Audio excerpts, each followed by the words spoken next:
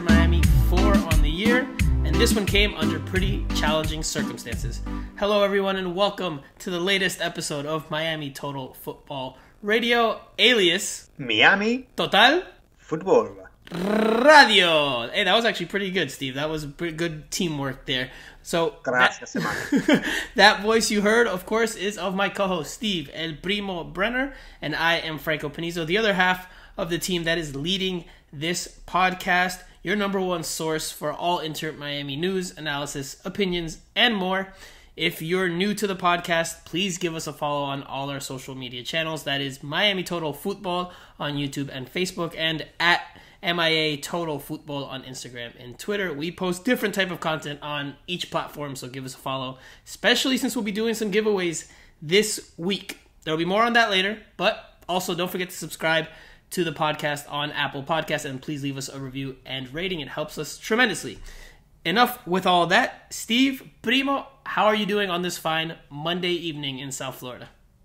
Good. The temperature's rising for sure, as I'm sure everyone is well aware. But I think looking back at the weekend, a good point on the road. We're going to get to it, and more importantly, when I was on my friend's son's first birthday party, I bumped into Miami fan David Stelnick, who I've met before, and he said he's a big fan of the pod, and he even likes you. So there you go. I think he'd only had one beer at the time, so I think he was talking sense, but he was, and it's just good to meet fans out and about, and I've met him before anyway, but we're having a good old chat about everything, and fans are just keen to get going. He was talking about a potential problem with difficulties getting the ticket office and tickets sorted out properly, but I'm sure that will work out, and it's good to know people are out there. Yeah, no, I mean, look, we touched on the tickets a few pods ago, and at least for the initial process for this season, so hopefully that gets squared away for the remaining games, because they're fast approaching. That May 29th game where they want to have 16,000 in-house, that's around the corner. We're in May now, so yeah, no, it's good to hear that you ran into a fan. I hope you were well-groomed, and you looked the part, because you got to carry the Miami Total Football Radio emblem and crest high. I was in full Miami tracksuit hat. Pellegrini on the back. I look really cool. My wife was delighted. Nice. Okay, well, for those listening, of course, we're going to dissect, analyze, and discuss this weekend's 0-0 draw against Nashville SC. A very hard-fought and well-earned point for Inter Miami, all things considered. We'll also preview this weekend's game against Atlanta United, back at home at Drive Pink Stadium. And of course, we will answer your questions in our Q&A session at the end of the pod. We have some questions that came in even after the fact last week, so we'll try to get to some of those as well, because they were trickling in, Steve. Remember last week I told you they kept raining in, and they rained in even after we stopped recording, so try to get to some of those. Also, really quickly, we're going to be doing giveaways, as I mentioned a little bit ago, on Miami Total Football's social channels, mostly on the Instagram page, so give us a follow there. We're going to be giving away at least one jersey. We also got our hands on some of those very exclusive pink shorts that Inter Miami wore last year at the start of their expansion season, and they wore against LAFC and DC United. So if you want a pair of those, or you want to be in the hunt for a pair of those, follow us there. But enough of all that, Steve. Let's get to it. Okay, Primo. So Inter Miami went on the road with a short-handed team, a depleted roster, but they went into Nissan Stadium in Nashville, Tennessee on Sunday afternoon, and they grabbed a point with a 0-0 draw, a goalless draw. There were some chances over the course of the 90 minutes, but it was a rather cagey affair, a bit choppy, quite a bit of fouls, but for Inter Miami, they'll take it because they were missing a bunch of players, including, as I had reported earlier in the week, or last week now, for SBIsoccer.com, Gonzalo and Federico Higuain would miss the game, obviously due to them traveling home because of the recent passing of their mother. So they both were unavailable. They weren't the only ones, though. Julian Carranza missed the game with a non-COVID related illness that he was dealing with. Robbie Robinson did not start the game because of the pulled hamstring he suffered, or the tweaked hamstring he suffered the week prior against the Philadelphia Union. He did play in this game. We'll talk about that later on. And Nicolas Figal was a late scratch for Inter Miami in this one as well because of a hamstring that he tweaked or that he pulled during pregame warmups in Nashville. He was set to start, had to be a late scratch. Kelvin Leerdam started for him. So let's quickly go over the lineup. We know the score, but let's quickly go over the lineup for Inter Miami. It was John McCarthy in goal, Kelvin Leerdam at right back, replacing Nicolas Figal very late. Ryan Shawcross getting his first MLS and Inter Miami start at right center back. Leandro Gonzalez Pires next to him in that heart of the defense. On the left, at the left back spot was Joevin Jones. Your two holding midfielders were Gregory, who was a little bit further back, and Blaise Matuidi a little more advanced than him. Lewis Morgan on the right. Victor Ulloa, who wore the captain's armband, as the 10. Jay Chapman on the left. And Rodolfo Pizarro up top as a false 9. Rodolfo Pizarro made it back from Mexico. You know, Phil Neville had told us last week he was a major doubt because he was in Mexico trying to get his green card situation sorted out, but he made it to Nashville in time and was able to play in this game and start in this game, although he did not have the best performance. But, Steve, what were your biggest takeaways from this match? Well, I mean, I think you made the point in your good analytical piece on SBIsoccer.com that defensively, they were really solid. I don't want to be people to think just because Ryan Shawcross is English, I think that he's, I'm going to sort of shower him with praise every week. But I think you just saw, again, in the previous match he came on, he just steady thing against Philadelphia, and here he was great. Obviously, Gonzalez Pires kind of teamed up well, with him. So I think defensively they were sound. And then, the best chance was the Jay Chapman chance. It was a really good save. It just those little bits of luck. If it would have gone either way, they could have had an early goal, and then it could have been a completely different match. But I think, on the whole, for Phil Neville to have got 4 points out of 6 is on the road is good. We talked about the fitness or the lack of match practice before the season, and we focused a lot on how they wouldn't have the intensity and the conditioning to last. But also, unfortunately, it means you're going to pick up injuries, and now we're seeing that Figal went down. Obviously, Robbie Robinson, Lazarus recovery, and then went down again. So little injuries are just like flaring up, which again is symptomatic, I think, of the lack of proper, in inverted commas, preparation. Yeah, they do say that muscle injuries tend to be due to fitness or when you overexert yourself. So, it's not maybe surprising that we're starting to see some muscle injuries here for Inter Miami. It could just be coincidental as well, but given that they didn't have a proper preseason, they've kind of had to go full course or crash course into the regular season. Not entirely surprising that you're starting to see, at least in my opinion, some injuries. But I agree with you that the biggest takeaway for me was the defensive performance in this one. And not just in this one. It's just been over the course of the first 3 games. You take away that second half against the LA Galaxy away, the other 5 halves that they've played out of the 6 have been very solid defensively. They haven't given up a whole lot. And the other 5 halves, again, taking away that second half against the LA Galaxy, they've given up 1 goal, and that was against the Philadelphia Union. Other than that, the back line has been very solid, and on that piece on SBIsoccer.com, I included an image with those lovely lines that you had mentioned a couple of weeks ago for the graphic. Right. Really good this week as well.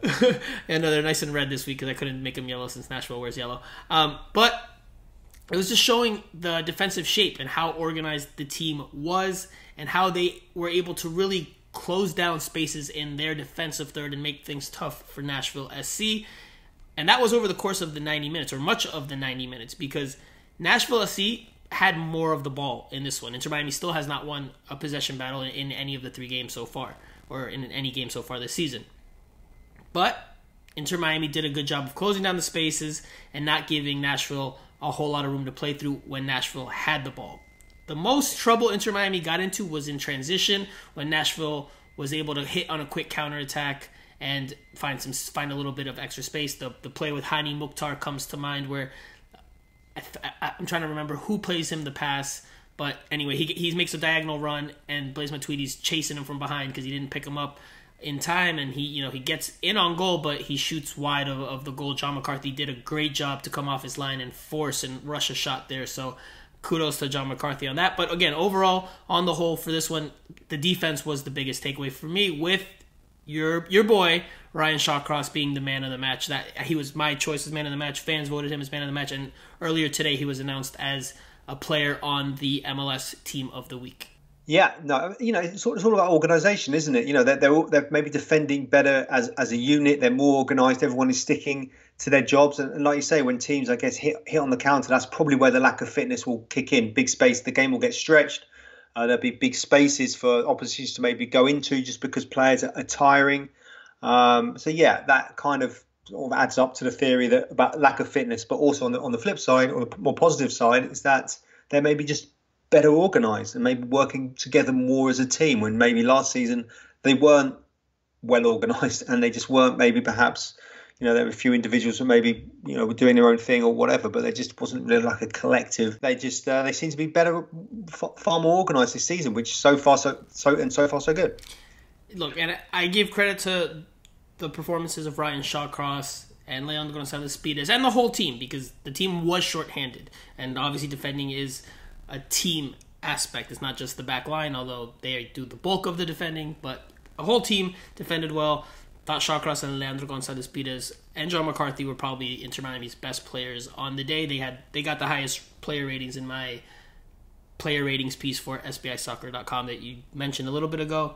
But I have to give credit to Phil Neville as well, because given the amount of absences that were on this team and everything that happened in the lead up to this game, the emotional impact of the Higuain brothers losing their mother and how that influenced the team locker room, not having Rodolfo Pizarro for part of the week or most of the week in terms of training, Robbie Robinson not being able to start, just having all these things, and they still were able to pull out a result against the Nashville side that was at full strength. So Phil Neville has worked that defense very well, and you see the structure, you see the organization, you see the determination, and you see the intelligent way in which the team defends now. Whereas last year, you saw, by and large, very disjointed performances from the group. So it's night and day difference. Now, it's obviously early in the year.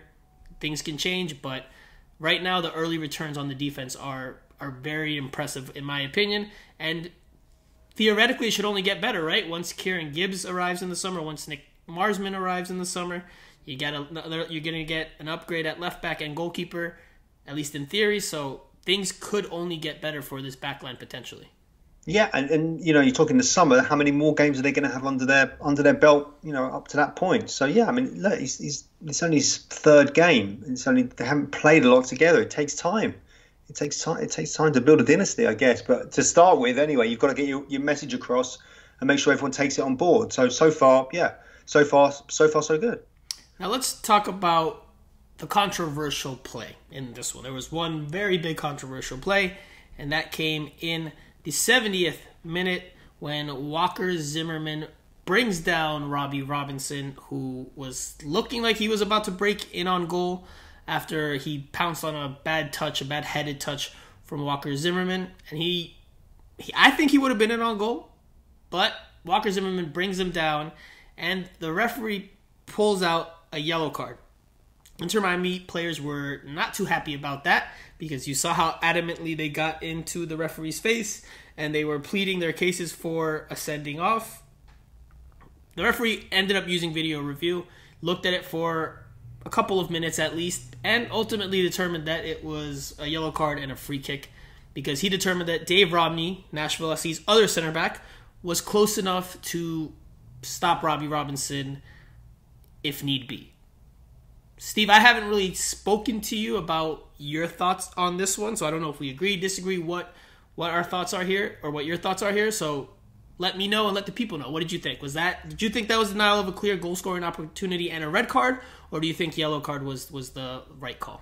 Well, the fact that Dave Romney, the Nashville defender, was coming round the back, he wasn't the last man. Zimmerman wasn't the last man. Yes, it was a foul, and if Romney wasn't there and Rob Wilson was going through, yes, it would have been a free kick, and it also would have been a sending off. But I guess he just got tangled with him. He wasn't the last man, and I guess that was the right call. So I disagree with you, surprisingly. I thought it was a red card. I actually told Phil Neville that after the game, when we had our post-game press conference, I asked him what he thought about it, and just like on this show, very similarly like on this show, the Englishman disagreed with me. And this is what he had to say about the decision. You know what? I said to the fourth official, maybe 5 minutes after, and I said, look, tell the referee, great decision. I think he made the right decision. And I know it was tight. I think Romney was just coming round. It was so tight. You see him go over to the screen and have a look. And ultimately, I think if it was us and it was Leandro covering round and Ryan, and so, we'd probably want that same decision in terms of sort of like giving the benefit of the doubt to the defender. The defender was covering round. Obviously, at the time, I wanted him sent off. That's what goes without saying. But I thought the referee got that decision spot on. Okay, so Phil Neville thinks that it was not a sending off. It was not denial of a clear goal-scoring opportunity. You agree with him. I still do not agree with that. I think I saw on the initial viewing, on the initial time seeing the play, I thought it was a red card and denial of a goal-scoring opportunity. On the replays that ESPN had on its broadcast, I thought the exact same thing. Yes, Dave Romney is in proximity, but he is behind the play, and I don't think he catches Robbie Robinson if not for Walker Zimmerman's tug. I don't think he's going to get there. Robbie Robinson maybe could have taken a bad touch that slows him down or this or that, but I don't think Dave Romney gets there. That's just my opinion. That's just my thoughts. I thought it should have been a red card. And look, if you look at the play again and you watch the broadcast or even the highlights, go on Miami Total Football's YouTube page and look at the highlights. Immediately after the referee blows the whistle and you see him jogging over to the point of the foul, his hand goes towards his back pocket. He thought red card initially. Now, at some point before he gets to Walker Zimmerman and Robbie Robinson, who are on the ground, he looks over to the side really quickly, and then in that split moment, he changes his mind and reaches for the card in his front pocket on his shirt. Yellow card. So he even thought it could have been a red card. And it was tight. It was tight. So I'm not going to say if you think it's a yellow, you're completely wrong. But I thought it was a red card. No, I don't think it was. I mean, in the heat of the moment, I guess the ref saw it. Maybe he didn't see Romney coming round or whatever. But I think if Zimmerman was been the last man, he would have pulled him down. He would have been sent off. Romney was there. He could have covered if Robinson would have escaped the clutches of Zimmerman and then moved forward. So it's not a red card for me. It's definitely a free kick. And that's it. Well, on that one replay that ESPN did when they did the slow-mo and they did the still image, to me it didn't look like Romney could get there. That's just, again, to me. I don't think he would close down that space fast enough. But we'll leave it there. Again, we have differing opinions, agree to disagree on that. Variety is the spice of life. Well, let's see if we have variety here. Because there was another talking point in this match involving Robbie Robinson, who, as we mentioned before, did not start in this game because of the hamstring tweak that he suffered against the Philadelphia Union in Week 2. He comes off the bench in the 67th minute of this one, 3 minutes before this controversial play that we just talked about, and he only lasted 12 minutes because in the 76th, 77th, and he came out in the 79th, he pulls his hamstring yet again, same exact hamstring, on a very similar play, a darting, dribbling run down the left flank that he tries to cut back on, and then he just feels it, passes the ball away, and he goes to the ground. Very similar image to what we saw against the Philadelphia Union. Now, Phil Neville said after the game that Robbie Robinson checked off all the boxes to be cleared to play. The medical staff cleared him. Robbie Robinson himself said he wanted to play. Hindsight is 20/20. But did you think it was a risk to use Robbie Robinson in this match? Yes, I guess it was a risk because he was already injured. But, like you said, I think that in his other quotes, Phil Neville was sort of saying he's a young kid. He's probably saying to him, I'm ready, I'm fine. Only the player knows. Only the player knows. You can do a lot number tests. Only the player really knows. And obviously he could run around. It's not as if he'd broken his leg. But he'd been injured.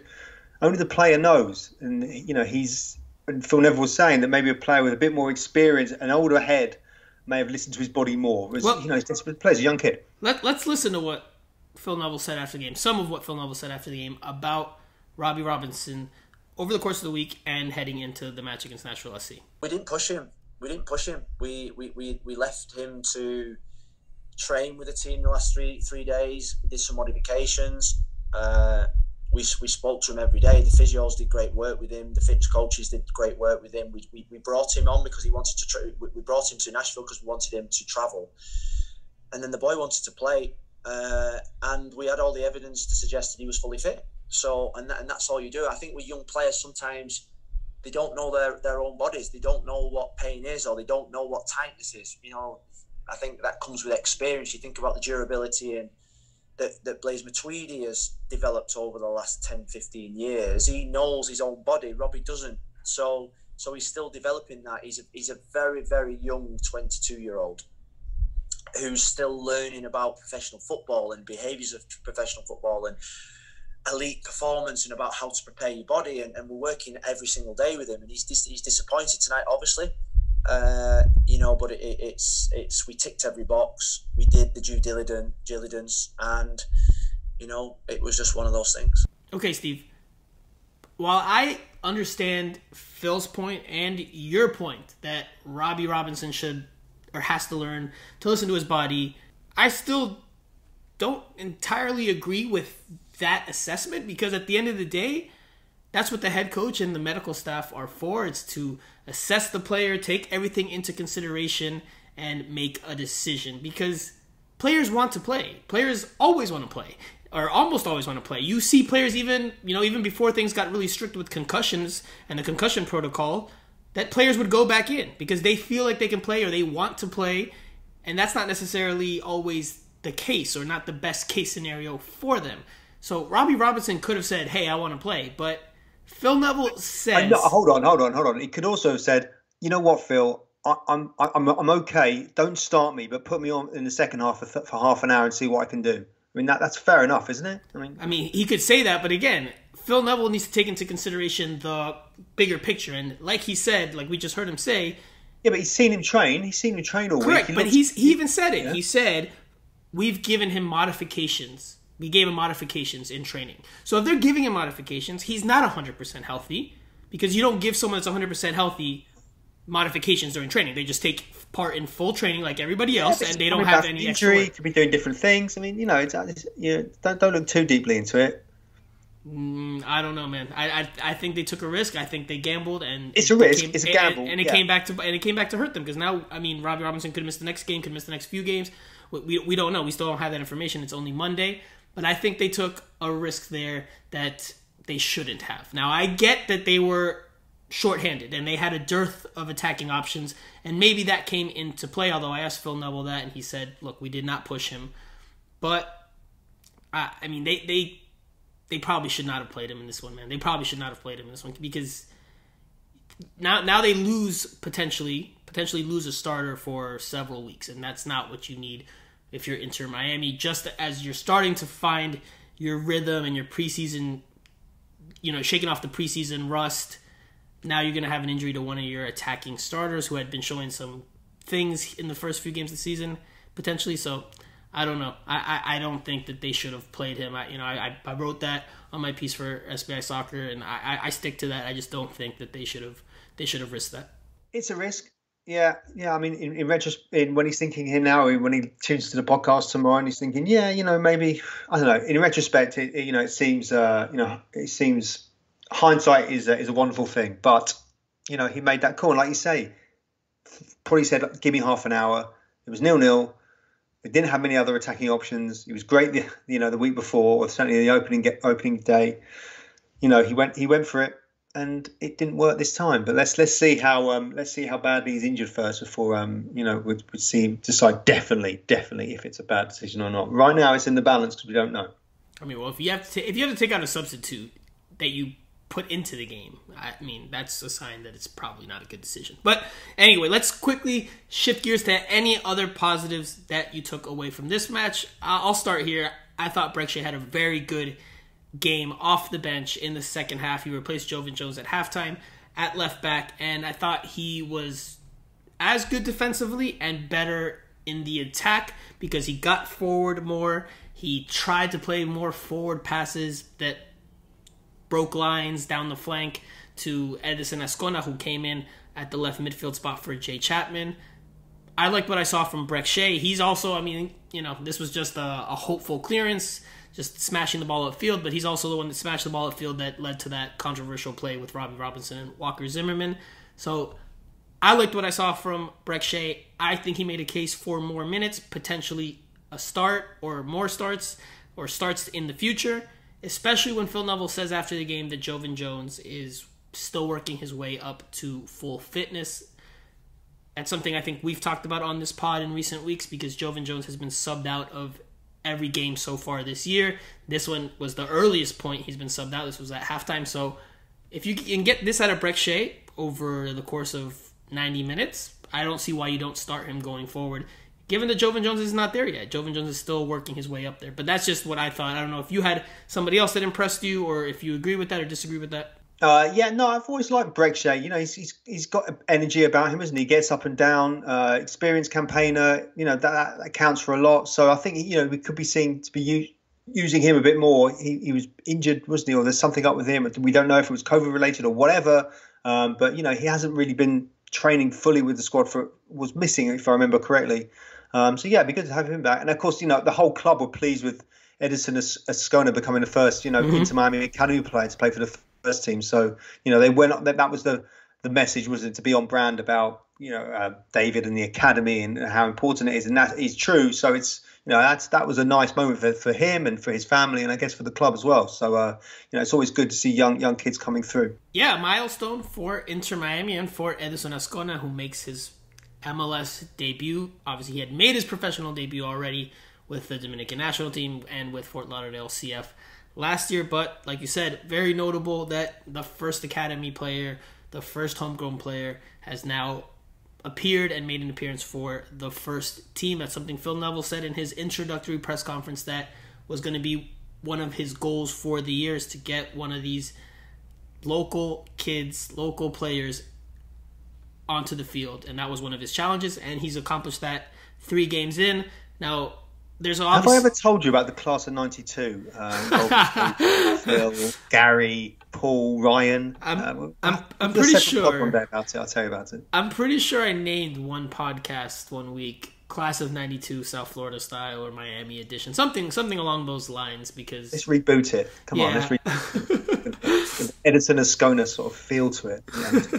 Well, look. Let's quickly touch on his performance, and then we can wrap up this segment because, look, there's a lot of hype behind Ascona locally. There's a lot of fan fervor, and, he is 17. Phil Neville has talked highly of him and what he can be if he puts in the work. But let's talk about his performance here. He came into a game, tough game. I thought his performance, he showed some good things on the ball because, he is that type of player. He is crafty on the ball, diminutive but crafty. Thought he showed some good things on the ball, but overall, a very uneventful and tame debut for him. You imagine that he'll have much better performances going forward. But again, I'm just saying this because I know there's a lot of fans out there that want to see more of him, and some were even saying he should start in this game. I think physically he's not there yet. I don't think he's ready to start in an MLS game. I think he can play and give you some minutes off the bench like he did in this one. But I don't think he's there physically. I think you saw it on a few plays, especially one where he received the ball at the top of the box and was easily bumped off. Again, he's smaller, but he's still a teenager. So as he gets a little bit older and he puts on a little bit more muscle and he gains a little more experience, he'll be able to figure out how to hold off defenders and better use what he has to create stuff for himself. Because I still thought physically he did not look entirely ready, which is understandable given his age, and I think that's why we need to pump the brakes a little bit on Ascona, but that's just my opinion. Yeah, young kid. They clearly think he's ready. He's good enough to make the jump up. And physically, that's it. He's only 17, so you change a lot from 17 to to when you become into 20s. So he's got a lot still growing into doing, and physically, I guess you have to fill out a bit, but they clearly think he's a good player. Yeah, no, I think he's got some very good starting points, but like I think has been hinted a couple of times by Phil and other things I've heard around the club, it's about keeping him focused on the work because as we've seen and numerous other examples throughout the world of soccer, the world of football, the world of Futbol. There's plenty of players that have promise at a young age, and they can get distracted by everything that comes. A lot of things come very quickly at them in terms of media attention, outside attention. Will he become Inter Miami's Freddie Adu? That is the question. Well, look, I'm not going that far, but I have, I think Phil said, if he works hard, if he continues working hard, that is the key, is him working hard, not letting the hype or the outside noise distract him from what he needs to do on the day-to-day. Because we've seen it with numerous players. You could look back to Inter Miami's team last year. They had such a case with Juan Aguidello, a player who is an MLS veteran.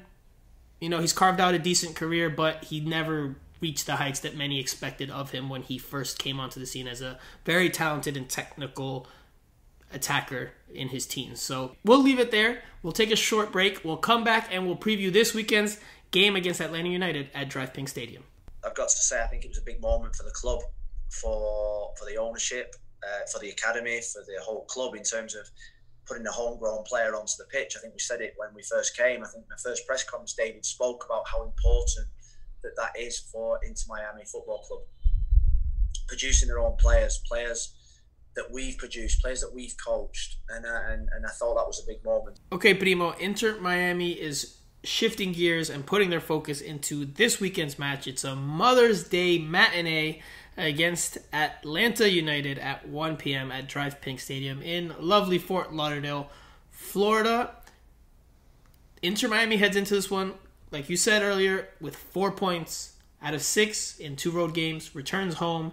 It'll have fans in the stands. Again, it's limited to about 8,000 seating capacity. For now, you expect it to be close to that again. But as for the actual match, what do you expect from Atlanta United? A team that is going to be playing in the CONCACAF Champions League Tuesday night. We're recording this on Monday, so Tuesday night, Atlanta United is playing the Philadelphia Union in the second leg of their quarterfinals series.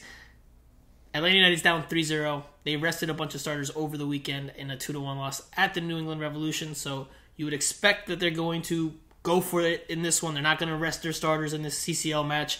They're going to try to turn the leg around, or turn the tie around. So they should come into the weekend a bit tired. Yeah, they should. I mean, they've already played 7 games this season if you take into account the game on Tuesday night in Philadelphia. So they've 1 week. They also had probably a proper preseason, and then straight into it. So they're certainly going to be fitter, I would have thought. But then you've got the fatigue factor as well, isn't it? Cramming into so many games, squads aren't massive, are they? So Heinz, a former Man United fullback, just like Phil Neville. There you go. He's going to have to shuffle his pack a bit. So it should be interesting to see how they shape off after Tuesday. Like you say, they're gonna have to go for it. Big time, being three down. It's going to be a tough match for them on Tuesday. It's going to be a surely physically draining and taxing match. So I would expect Inter Miami, if there's still fitness issues for the Herons, I think they kind of will be offset by the fatigue that Atlanta United will have entering this one. Whereas Inter Miami doesn't have a midweek game, so Inter Miami should enter this one rested, even if they're not at full fitness, or some players are not at full fitness. So that's something that should help Inter Miami. Now, especially if Atlanta United loses and they're going into the game with frustration or disappointment and coming off of that. If they win, they might be coming off an emotional high, or if they're able to turn this around. It's a pretty big challenge for them, down 3-0 after losing in Atlanta 3-0 last week. Now, Atlanta United, like you mentioned, has a new head coach in Gabriel Heinze. Did a great job down in Argentina before he arrived at Atlanta United. The early results have been mixed. They obviously won their round of 16 series against Alajuelense, Costa Rican side. They tied Orlando City in the season opener. Then they beat the Chicago Fire 3-1, and then that's before they lost to the Philadelphia Union in the CCL first leg last week.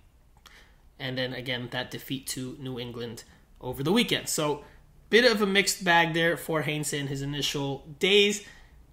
I would expect even with the fatigue, I would expect Atlanta United to put up a tough matchup, especially if Joseph Martinez gets the start. He's back in the mix, the lethal striker that had set the goal-scoring record a few seasons ago. That record has since been beaten by Carlos Vela, but doesn't take away from Joseph Martinez's nose for goal. He's lethal, dangerous.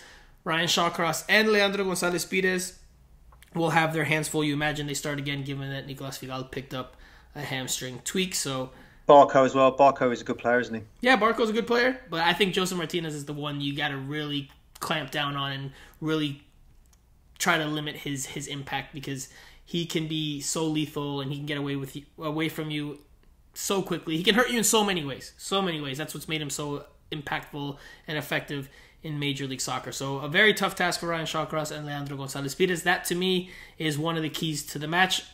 Do you have another key to the match? Anything else you're looking for Inter Miami in this one? Well, I mean, that's it. It's going to depend on who they're going to have to they can bring back. We're sort of led to believe the Higuains potentially could be available, right?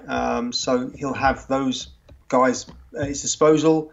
But then let's see what happens with how the injuries sort of shape up in the next week, next few days. Because I mean, it's only a few days since the match, but then still some time to go. So let's see how they shape up. I will say, look, last week on the pod, I said I thought against Nashville, width would be important. I thought it was, because especially in those first 10, 15 minutes where Inter Miami was the better side, they created two good opportunities, and they both came off of crosses from the outside, first from Jay Chapman to Lewis Morgan, and then Lewis Morgan returning the favor with a cross to Jay Chapman. Both plays finished with good saves from Joe Willis, Nashville SC's goalkeeper. In this one, I think Inter Miami needs to do a better job with the ball. They're in their fourth game of the season.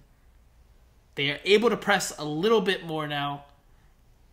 Of course, the absences and who's available, who's not, comes into consideration. We'll find out more details as the week progresses and as we're able to talk to Phil Neville and the players and go to training. But again, I think they need to have more of the ball in order to really limit the impact that Atlanta United can have in this game, especially with Joseph Martinez. Again, the center backs have to do their part and do their job, but I think if you have the ball, well, Joseph Martinez can't really hurt you because Atlanta United doesn't have the ball, right? So I think winning some more possession. I don't know if they have to win the possession battle. I don't know. It's a 1 o'clock kickoff. It's going to be very, very hot. Yeah. So they're not going to do much pressing, and who knows? Maybe Mikey Ambrose will return and haunt Inter Miami. Who knows?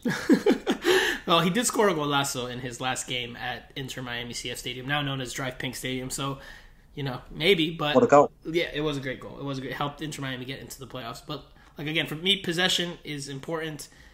Blaise Matuidi's coming off a not so good game. I didn't think he played very well, all things considered, especially for a DP. I honestly, and I'm going to go on a quick side rant. I think he needs to raise his level, man. I think for a DP midfielder, I haven't seen enough from him yet.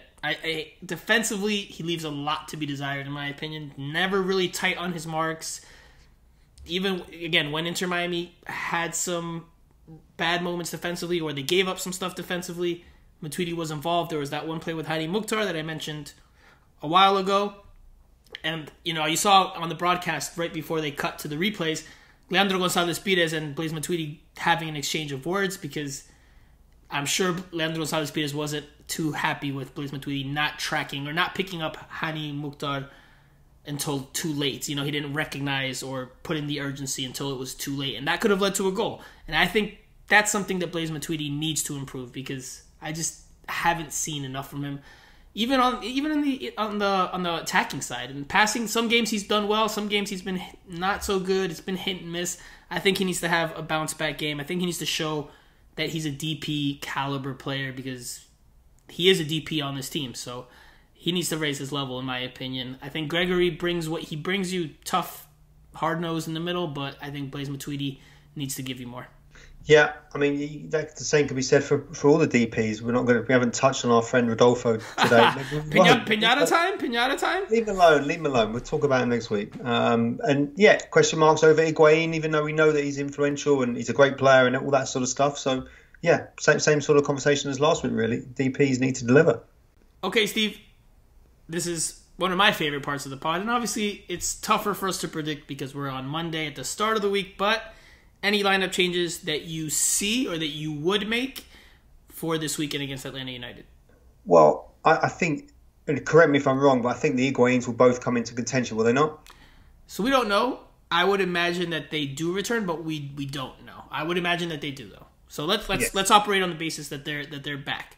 And I think both of them may come in. Maybe Pizarro will drop out, and then we'll have to see what's up with Robbie Robinson. And probably think he's not going to start.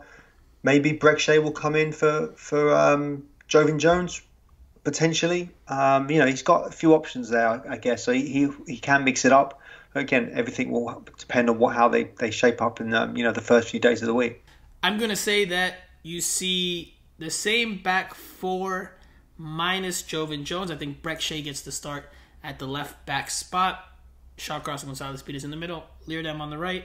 And John McCarthy obviously in goal. I think you get Matuidi and Gregori in the middle. In that double pivot. Lewis Morgan on the right wing. I think Rodolfo Pizarro goes back to his 10 spot. The question mark again is going to be on that left mid spot. And then, I would think Gonzalo Higuain, if he's available, starts up top. If he's not, Julian Carranza should probably, I would imagine, is over his virus and can start up top. But that's just me speculating here on Monday. That left midfield spot is the big question mark. Again, for me, Jay Chapman didn't look particularly good in this one. He started well, started very strong against Nashville SC. Again, he was involved in two of Inter Miami's most dangerous plays over the course of the entire 90 minutes early on, but he faded very hard in my opinion, and he's just not a left midfielder. So who do you put there? Jovan Jones could be a possibility, especially since Inter Miami has been subbing him out of games. You could make a sub at halftime, put somebody else on. Maybe Josh Penn is another option. Of course, Edison Ascona is probably in the running, but again, I don't think he's ready to start in an MLS game. Do you have any sense of who you would put out there, or who do you think Phil would put out there? Same question I asked you last week. I know. Yeah, I do like Breckshay. I just think he gets up and down the sort of the flank, the wing really really well. He's energetic. I mean, if they can, it depends how fit he is. We don't really know, do we? But maybe that could be an option, and certainly could help defensively as well. So you would put him in at left mid, and then who do you play at left back? Just Jovan Jones? You leave him there? Again, yeah, maybe stick with Jovan Jones for now. He's done okay, isn't he? Not brilliant. He has faded, but maybe his fitness will pick up. And as he's getting more used to the conditions, it's sort of like we keep saying the same thing. It's going to be super hot as well. So, and we went on last time about how he didn't make the changes, irrespective of the heat and all this sort of stuff. So Phil Neville could make sort of changes earlier just to combat it because it's going to be hot. So you're going Shea at left mid, Jones at left back. I'm going the opposite, although again I wouldn't be surprised if we see Jay Chapman out there for the second straight game, second and a half if you include the half against the Philadelphia Union. But of course that's depending on Robbie Robinson's health, which we still do not know much about as of right now. But we'll leave it there. We're going to go into another break, and we'll come back to do our Q&A session and our final thoughts after this.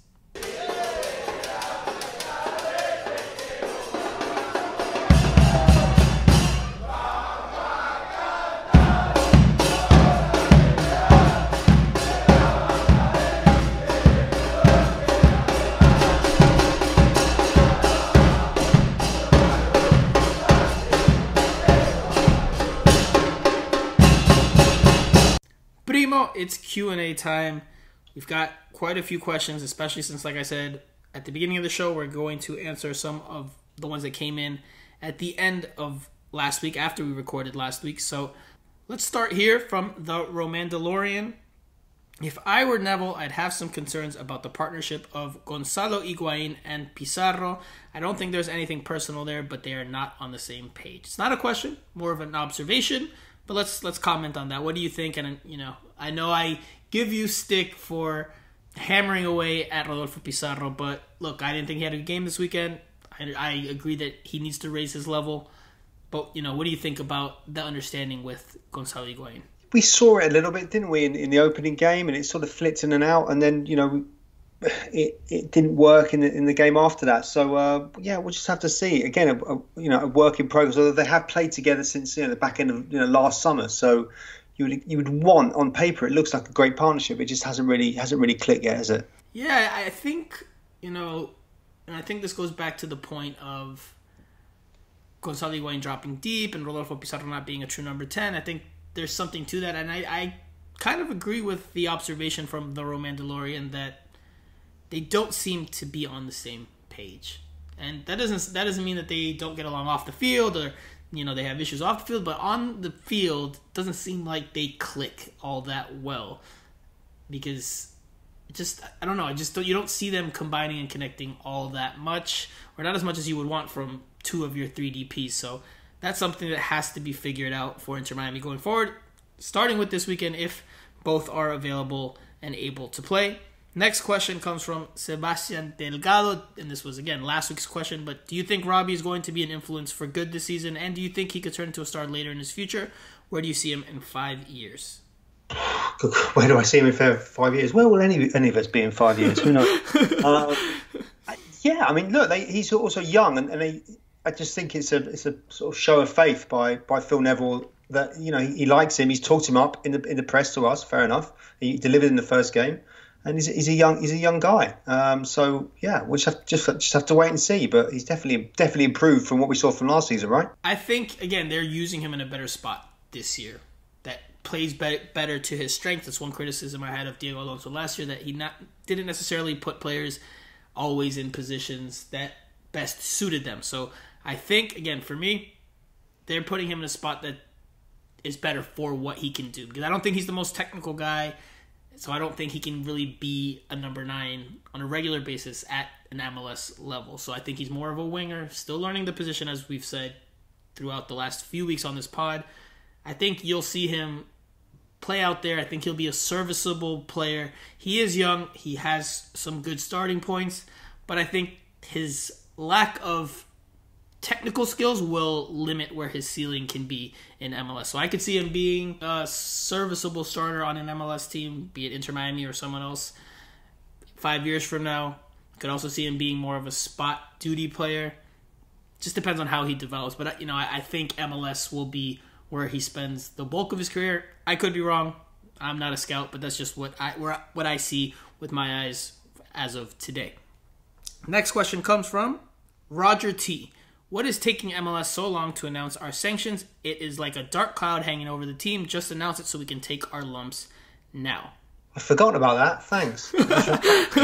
Thank you for reminding us. No, look, the Miami Herald reported last week that something will be announced this week, the week we're in right now. Even when we spoke to Don Garber, who one breath said what a wonderful stadium it was, second breath said, but you're going to get punished, and it's going to be this week. And that seems like a long time ago. That was the opening day of the season, April 18th. So we're now on 3rd of May. May the 4th be with you is tomorrow. So by the way, are you dressing up? Are you getting your Star Wars gear? I know you're a Star Wars guy, right? Yeah, I do love a bit of Star Wars. Yeah, I'm going to be dressed as Yoda all day. Nice. Yeah. Me and my ex-girlfriend in New York one year, we dressed up as... She was Yoda, and I was Luke Skywalker, when they're in the Dagobah system, and she, jumped on my back, and we took a cool picture. It was actually a really funny costume. I bought a plastic lightsaber as well. It's really, really funny. Anyway, let's get back to the football. Next question comes from Lucho Lalo. And he said, again, this is another one from last week, when will Jorge Costa and Ascona get a chance to play? I want dubs, wins, but I also want to see what they've got. Also, what is your take on our rivalries? My number one team I hate as an Inter Miami fan is Orlando. They seem to hate us as well. Is the rivalry growing, or is it just me? So we saw Ascona make his debut. Acosta has been playing with Fort Lauderdale CF. Probably will spend most, if not all, of the season with them. Don't think he's ready to make that jump. I think we will see more of Ascona, like I said earlier, over the course of the season, but I think it'll just mostly be spot duty off the bench. Still needs to grow physically into the game and just fill out, like Steve said earlier on the pod. Just on the rivalries, good to try and find someone to hate. I mean, that's what it's all about. Not hate in a nasty way, but just, I think Orlando, is a good rival to have. Nice little day trip as well. The shortest day trip we could possibly have. Just a nice 3-hour drive, and you're there. So why not? Yeah, I would agree that by far. And they've got great fans as well, haven't they? Orlando also got a great fan base. Yeah, very passionate fan base. I covered them quite a bit when they were the only MLS team in Florida. I went to their first MLS game. I've covered them. I was there. Yeah. I was there. So we were both there, and we didn't even know it. We didn't even have the Miami Total Football bromance yet. But look, I think Orlando is the number one rivalry, and it's by far the number one rival. I think maybe Atlanta or maybe Nashville could maybe be in consideration, but I don't, it's too far. It's too far. Orlando's a local. Yeah, for sure. For sure. And that's it. For sure. No, Orlando by far is the rival. There's the only two teams in MLS in Florida, so there's that geographic proximity and the desire to want to have bragging rights in the state. I think you've seen it with fans on social media and even at the games. There's been some tension. So not bad blood, maybe bad blood, but some tension. So I think that's by far the number one rivalry. I think it'll continue to grow. I think, once you get games now with fans in the stadium from both sides on a more consistent basis, that's going to ramp things up. We saw that, I know you saw this as well, during our years in New York, once New York City FC came on board and the New York Red Bulls had a crosstown rival, and that definitely took on... Brilliant tifos. Was it the brilliant tifos with yes. Pirlo and Lampard with walking sticks? That was brilliant. Yes, that was great. I'm glad you reminded me of that. Obviously, I hadn't forgotten about that, but, it's not at the front of my memory. But that was great that they were able to, the Red Bull fans were able to do that. Next question. Just on the rivalry, I'm not going to forget Miami FC, who are still there. And, they won the other night. They won their first game. Paco Craig, English guy. Scored early on. So once we get hopefully this pandemic, return to some sort of normalcy, it'd be good to see, Miami as well, Miami FC doing well and just sort of building their own fan base. So I think that's a cool thing to have two teams in the city as well. Next question comes from Gabe P, and now we're on this week's questions. So we're switching gears now, but still questions. Gabe P asks, I don't understand why he keeps playing Chapman out of position instead of using either our attacking players we have. With what we saw of Ascona, do you see him playing a bigger part of the minutes this season? Penn seems like a good player to get minutes this season, too. So we've touched on this quite a bit. Steve, you could start here about that left mid spot. Yeah, I mean, I think he's having to assess all options. Remember, he hasn't had a sort of lot of games to try and see which things work. Maybe he's seen things in Jay Chapman and think, he could make it. We're only judging him really off one game. I mean, it's very, very difficult. Yeah, they did play a couple of preseason matches. So I just think it's a work in progress right now. He's just trying to figure out exactly who fits where, and he hasn't had time to do that. So I think reserve judgment for a few weeks anyway. Yeah, I don't know what he necessarily sees in Chapman out there on the left, unless it's just, defensive solidity and just defensive cover for that left flank, because he hasn't looked particularly good over the course of the three halves that he's played, or much of the three halves that he's played at that spot. He's more of a central player, so he's playing out of position. Again, he did have some good moments at the start of this game against Nashville SC, but then he faded hard and just never really found the game. So I would maybe think that he looks at somebody else this weekend, someone like Jovan Jones there, and again, Breck Shea at left back, but that's just what I think. Maybe Phil Neville sticks with him. Maybe he saw enough defensively or sees enough from a tactical standpoint that he keeps him out there. That's the only explanation I could think, because I don't think we've seen enough from him with the ball at that spot to really say he's made that spot his own or impressed in that spot. Next question, and this is a very interesting question, and I do want to talk about this maybe a little bit more at length than we did the last ones. Comes from Fighting Herons.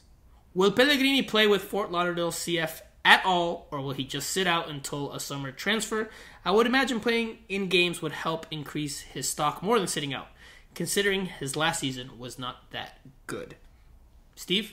Well, I mean, that's the plan, isn't it? We don't know what his sort of fitness status is right now, but unless you know any different, that was what we were told to believe, and he probably wants to move away. He's got to be playing. If he's scoring for Fort Lauderdale in the USL, he's scoring loads of goals, and he's still an MLS quality player, so he can get a move. But I guess he needs to keep active. I mean, I would have thought so, unless you're any different. So every weekend I've looked at Fort Lauderdale CF's scores and lineups because usually they play around the same time Inter Miami does, or on the same night. So hard to watch both games in the same night. Now, if they play on different nights, easier. But I've looked at the score lines, I've looked at the scoreboard to see, when he makes his debut for the team. And he has not played for the team over the past 3 weekends, including this past weekend. And thinking about it more once I've looked at this question once it came in before the show started. I don't think it's in Pellegrini's best interest to play for Fort Lauderdale CF. And I think that's why he's not playing, he's not dressing, and I don't think he will play or he will dress for Fort Lauderdale CF. Because it's not in his best interest, in my opinion. He's a player that has that DP label. For better or for worse, he has that DP label in MLS. So if he plays in the USL level, people are just going to naturally expect him, despite his age, despite him still being fairly young, they're going to expect that he tears it up in that league. And if he doesn't, well, then he is going to be labeled an X player, the X and this and that. He's bad, he's terrible, can't even do it in USL. I think it would hurt his stock. I think he has more to lose in USL than he has to gain. Yes, he could keep himself sharper, probably more fit playing games on a weekly basis, but I think, his agent probably is like, we're not going to have you play there. It's not in your best interest. He's got to play, though. He's got to play somewhere, isn't he, to keep... But he's as good as gone, man. He's as good as gone. Once the summer comes, if someone hits a number figure that Inter Miami's looking for, he's as good as gone. I would imagine he's as good as gone. He's not going to stay here the rest of the year and just not play. I agree he needs to play, but I don't think he's going to play for Fort Lauderdale because, again, I think his agent would sit there and be like, we're not having you play for this team because it can hurt your transfer fee, it can hurt your salary for the next move if you don't play well. And you're going to be playing with players of a lower caliber, a lower quality, so you're not going to be surrounded with as talented players, so it could very much hurt your stock and hurt your prospects for the future. So I don't expect us to see Matias Pellegrini play for Lauderdale CF unless Inter Miami twists his arm and makes him, which I can't imagine that they do at this point. No, I mean, like you say, it's all going to come down to his future now and where that lies. So maybe we'll have to do some digging in the next few weeks to see exactly what the case is. But just on a purely human level, he's a young kid, came over, good move for him. It hasn't worked out for no fault of his own because of stuff we've already talked about. And so, it's a shame. He needs to be playing football at a level where he can play, and it's probably he's better than the USL. So, I think for all parties, I think it's hopefully it's going to be sorted out sooner rather than later because it's going to be no good for him. I won't nitpick your comment too much, but I won't say through no fault of his own. I wouldn't say no fault of his own. He definitely has some fault in terms of the level of his performance. But anyway, that's neither here nor there. He has been training with Inter Miami's first team, and I imagine he will continue to do so for much of the rest of his time here. Two more questions, Steve. One comes from Eric. Our defense looked good yesterday, but how do you think we will fare against Atlanta's vaunted attack? I write this as Joseph Martinez is still working his way back from an ACL tear from last year. We touched on this earlier. I think Joseph Martinez, even though he's maybe not back to his best, he still has the qualities to really hurt you. So Inter Miami, Shawcross and Gonzalez Pires, they have to keep tabs on him at all times, keep him in check, keep him on lock, communicate often, don't let him sneak away over the back shoulder and get the ball, because if he does, he can hurt you, and he probably will. So I think Inter Miami, if they can keep him in check, I think they can keep the other players in check. There are other talented players in that squad, like Ezequiel Barco. So there are players that can hurt you in different ways, but Joseph Martinez, for me, is the guy that makes that team and that attack tick. He's lethal. He's lethal in front of goal, isn't he? Last question. It's not really a question. It's more of a comment. It comes from Villa. Carranza seems to be back in training. And then he responds, I guess, to himself, or maybe he had comments with other people that responded to him. And he said, unfortunately, I don't think he is too high on him, as I don't hear Phil talking much about Carranza. Yeah, hasn't again, another guy that hasn't really been fit, I guess. But he's also a player that just we haven't potentially really seen the best of him. Seen it in fits and spurts, but not enough. Was been highly rated. I think that's why they went for him. So again, that's like another option, which could be a new player if he can just get a run of games, which he hasn't really had so far, right? So I heard on the ESPN broadcast this week. I'm trying to remember if it was the English one or the Spanish one, but I think it was the English one. I watched each one at once. They said that Phil Neville had told them during their preparation pregame interviews that when Higuain's not around, Robbie Robinson is the next man up at the striker spot.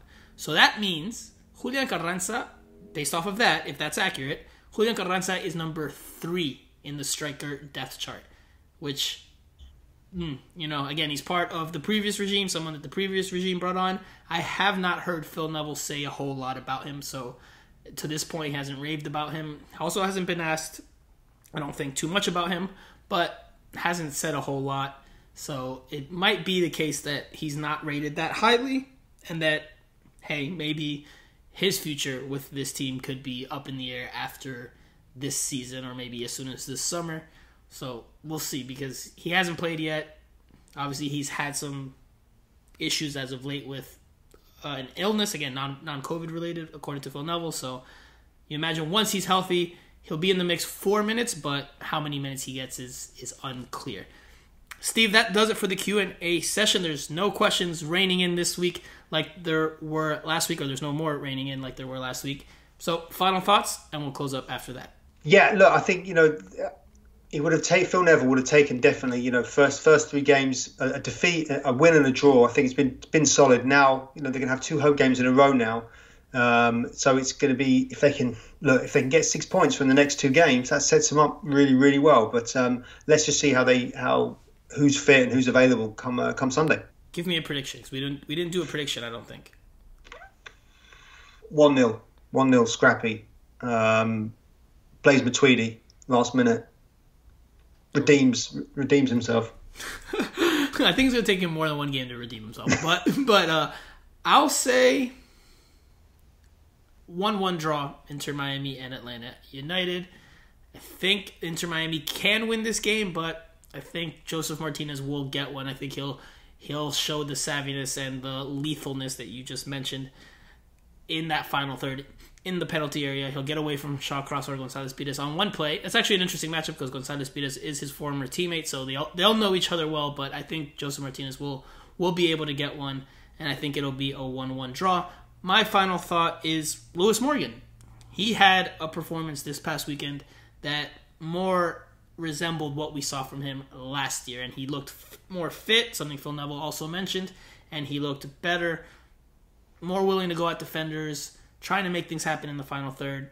If you can get that Lewis Morgan on a more consistent basis in 2021, you'll be in much better shape. And I imagine that you will, because he has shown that he can consistently be a major threat. So keep an eye on him this weekend. But that does it for this week's pod. As always, don't forget to follow us on all our social media channels, especially if you want to be in the running for those pink shorts that we're going to give away. We're still not sure on next week's pod how we're going to do it, because like Steve mentioned, there is a midweek game, so we're going to have to manage our minutes like Phil Neville is going to have to manage the players' minutes for that quick turnaround. So me and Steve will figure it out. We'll let you guys know on Twitter and on our social media accounts whether we'll be back on Monday night or after the Montreal game.